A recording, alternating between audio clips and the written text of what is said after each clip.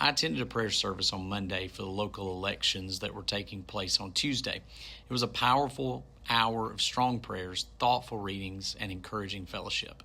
One of the individuals that led a prayer used a phrase that I'd not heard in many years, and it made me pause and consider myself and our community of faith for just a few moments. The gentleman said, "Lord, prop us up on our leaning side."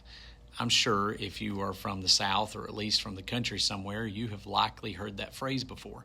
I'm sure there are many stories that circulate about the phrase's origin, but it's simple thought about how farmers often have to place some posts or poles on the leaning side of a barn to keep it from falling. One old farmer realized as he did that very thing for his barn that it had been through a lot of storms, strong winds, rainy seasons.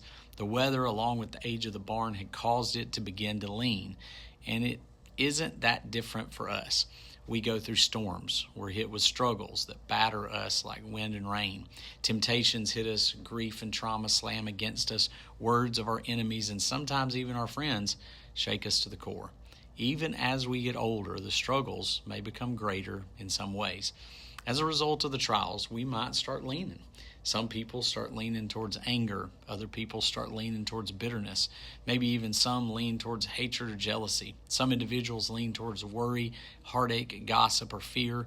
The list of things that cause us to lean might be pretty great, but the one that can prop us up on our leaning side is even greater. And God, the one who props us up on our leaning side, has so many tools at his disposal to do so. Sometimes we find strength in the pages of God's Word.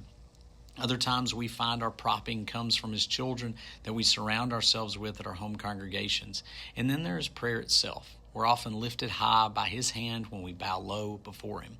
There are certainly other ways that we find it through his mysterious working.